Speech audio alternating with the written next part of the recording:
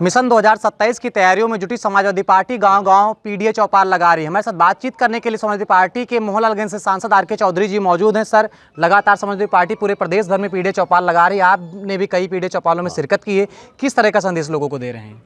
देखिए, देश के गृह मंत्री ने राष्ट्रसभा में बोलते हुए संविधान निर्माता बाबा साहब अम्बेडकर पे ऐसी घटिया टिप्पणी कर दी। उससे हम लोगों ने महसूस किया कि हमें बाबा साहब अम्बेडकर को लेके समाज को तैयार करना चाहिए कि बाबा साहब डॉक्टर अम्बेडकर ने इस देश का संविधान बनाया। दबे, कुचले, कमज़ोर, लाचार, पिछाड़े के समाज के लिए संघर्ष करके संविधान दिया।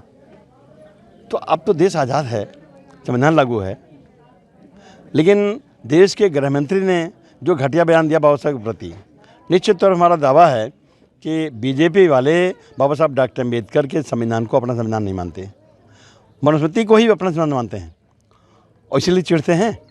जो दलित समाज, जो पिछड़ा समाज आगे बढ़ता है, चाहे योग्यता से, चाहे आरक्षण से, तभी चिढ़ते हैं।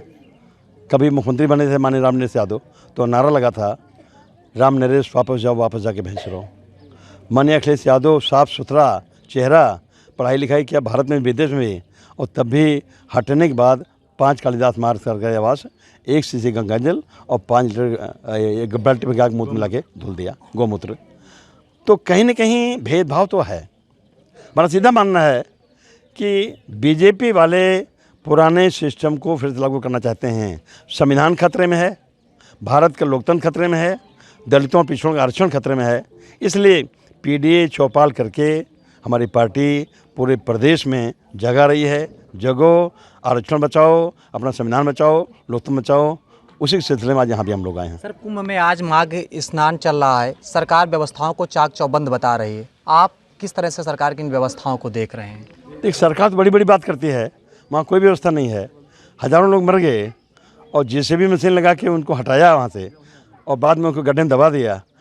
तो संवेदनशील नहीं है सरकार। अब जहाँ तक कुंभ नहाने की बात है, पता नहीं क्या मान्यता, हम जानते नहीं कि कुंभ नहाने से सारे पाप धुल जाते हैं। अब मैं जाऊँ ना जाऊँ मेरे समझ नहीं आ रहा है। मन तो मेरा भी करता नहाऊँ, लेकिन जब देखा जाए कि पाप हो जाए तब भी जाएंगे।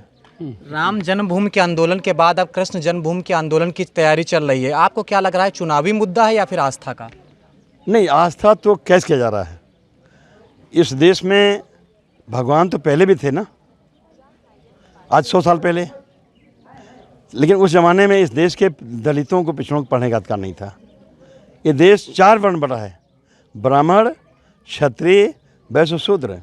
शूद्रों को पढ़ने का अधिकार नहीं था।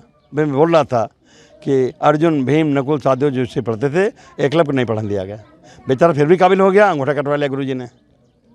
तो ये तो वो देश है जहाँ भगवान सदियों से रहे होंगे, उनके रहते हुए भी इस देश का शूद्र पढ़ नहीं पाया, कुर्सी बैठे नहीं पाया।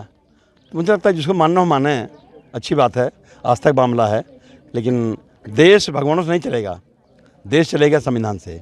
देश चलेगा, इस देश में बदलाव हो, उच्च वर्ग के लोग तरक्की करके बहुत आगे बढ़ें, लेकिन जो समाज लुटा है, पिटा है, कमज़ोर है, लाचार है, पिछड़ा गया है, वो भी अच्छी ज़िंदगी जीने लगे, समता, स्वतंत्रता, बंधुत्व और न्याय उसको मिलने लगे। ये हमारी सोच है।